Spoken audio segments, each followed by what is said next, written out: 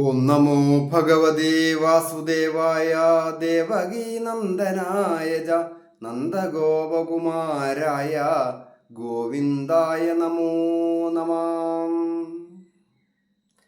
ഹരിതം T V ചാനലിലേക്ക് എല്ലാ പ്രേക്ഷകർക്കും സ്വാഗതം. ഇന്ന് വിചിന്തനം ചെയ്യുന്നത് വിഷുഫലത്തെക്കുറിച്ചാണ്. അത് പൂരുരുട്ടാതി നക്ഷത്രക്കാരായിരിക്കുന്നവരുടെ ഫലങ്ങളാണ് ഇന്ന് വിചിന്തനം ചെയ്യുന്നത്. വിഷുഫലം എന്ന് പറയുമ്പോൾ അത് മറ്റ് ജാതക ഫലമോ ഗോചരഫലമോ അടിസ്ഥാനമാക്കിയല്ല പറയുന്നത്. വിഷു എന്ന് പറയുമ്പോൾ ഈ വർഷത്തെ വിഷു 2026 ഏപ്രിൽ മാസം 14 തീയതി, അതായത് മലയാള കണക്കനുസരിച്ച് മീനം രാശിയിൽ ശനിയും മിഥുനം രാശിയിൽ വ്യാഴവും നിൽക്കെ കൊല്ലവർഷം 1201 ആണ്ട് മേടമാസം 1 തീയതി, അതായത് ഏപ്രിൽ മാസം 14 തീയതി ചൊവ്വാഴ്ച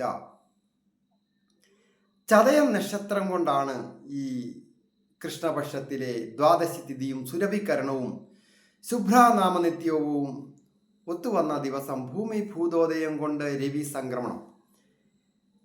മീനം രാശിയിൽ നിൽക്കുന്ന ആദിത്യൻ മേടം രാശിയിലേക്ക് മാറുന്ന ആ സമയത്തെയാണ് ഞാൻ പറഞ്ഞത്.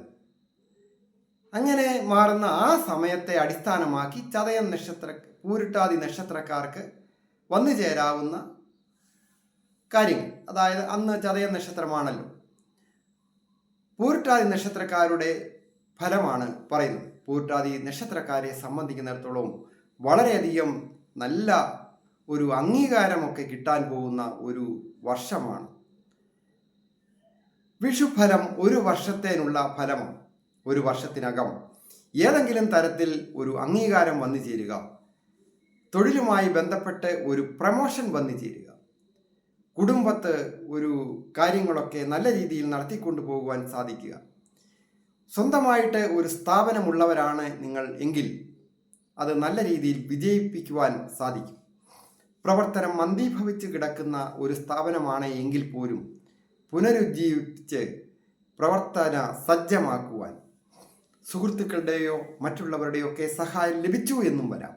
അങ്ങനെ സഹായത്താൽ സഹപ്രവർത്തകരുടെയും ഒക്കെ കീഴ് ജീവനക്കാർ, സഹപ്രവർത്തകർ, അങ്ങനെയുള്ള ആൾക്കാരുടെയൊക്കെ ഇടപാടുകാരുടെയൊക്കെ സഹകരണത്തോടുകൂടി നിങ്ങളുടെ സ്ഥാപനം നല്ല രീതിയിൽ നടത്തിക്കൊണ്ടു പോകുവാൻ സാധിക്കും. അത് ചെറിയ ചെറിയ കച്ചവട സ്ഥാപനമായാലും വൻകിട വ്യാപാര സ്ഥാപനമായാലും ഉൽപ്പാദിത മേഖല, ചെറിയ ചെറിയ കോട്ടേജ് ഇൻഡസ്ട്രികൾ, സ്വന്തമായിട്ട് സ്വയം തൊഴിൽ ചെയ്യുന്നവരോ മറ്റ് വലിയ വലിയ വൻകിട വ്യവസായങ്ങൾ ചെയ്യുന്നവരായാലും അങ്ങനെ നല്ല രീതിയിലുള്ള ഒരു വിജയങ്ങളൊക്കെ ഈ വിഷുവിന് ശേഷം വന്നു ചേരും. എന്നിരുന്നാലും വളരെയധികം ജാഗ്രതയോടുകൂടി മുൻപോട്ട് പോകേണ്ട ഒരു വർഷം കൂടിയാണ് ഈ വിഷുവിന് ശേഷം. പൂർണ്ണമായ ദൈവാധീനമുണ്ട് ഈ വിഷുഫലം കൊണ്ട്, അങ്ങനെയാണ് കാണുന്നത്. അതായത് എല്ലാ കാലത്തും പ്രകൃതിയെ അടിസ്ഥാനപ്പെടുത്തിയാണല്ലോ വിജയങ്ങളെ കണക്കാക്കുന്നത്. വൃക്ഷലതാദികൾക്കും പക്ഷിമൃഗാദികൾക്കും ഒക്കെ വളരെ നല്ലതാണ്.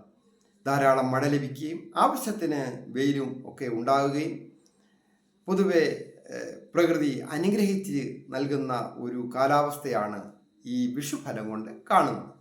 അതുമൂലം കർഷകരായിരിക്കുന്നവർക്കും നല്ല രീതിയിൽ വിളവ് ലഭിക്കുകയും കാർഷിക രംഗത്ത് ഉണർവുണ്ടാകുന്ന പുതിയ പദ്ധതികൾ വന്നു ചേരുവാൻ സൂചനയുണ്ട്. കൃഷിക്കാരായിരിക്കുന്നവർ പലരും കൃഷി ചെയ്യാതെ ഇരിക്കുന്നവരുണ്ട്.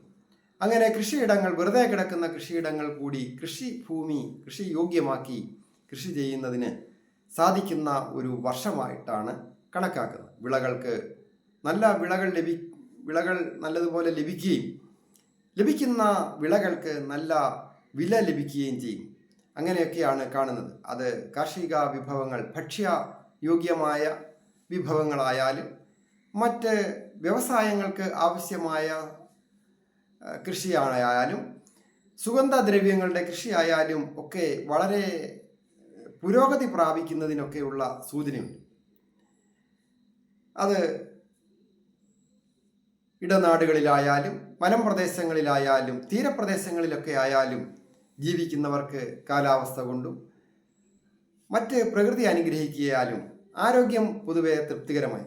ഏതെങ്കിലും രോഗാവസ്ഥകളൊക്കെ ഉണ്ടെങ്കിലും അതൊക്കെ മാറുന്നതിനും ആരോഗ്യം പുഷ്ടിപ്പെടുന്നതിനും ഒക്കെ യോഗമുണ്ട്. അതുപോലെ തന്നെ നല്ല ആഹാരക്രമം അല്ലെങ്കിൽ നല്ല നല്ല ഭക്ഷണങ്ങൾ കിട്ടുവാൻ നല്ല യോഗമുള്ള ഒരു വർഷമാണ്. വസ്ത്രങ്ങളും ആഭരണങ്ങളും ലഭിക്കുവാൻ യോഗമുണ്ട്. അതുപോലെ തന്നെ ഗൃഹോപകരണങ്ങൾ വന്നു ചേരുക, ഉള്ള ഗൃഹം പുതുക്കിപ്പണിയുക, അതിനൊക്കെ വളരെ അനുകൂലമായിരിക്കുന്ന സമയമാണ്. അധിക കടബാധ്യത വന്നു ചേരാതെ നോക്കണം. അതായത് ഗൃഹവും ഭൂമിയുമായി ബന്ധപ്പെട്ട യാതൊരുവിധ കടങ്ങളും ബാധ്യതകളും വന്നു ചേരത്തക്ക രീതിയിലുള്ള കരാറുടമ്പടികളിൽ ഒപ്പുവയ്ക്കുവാൻ പാടില്ല ഈ പൂരുരുട്ടാതി നക്ഷത്രക്കാർ. അത് വളരെയധികം ശ്രദ്ധിക്കേണ്ട ഒരു കാര്യമാണ്.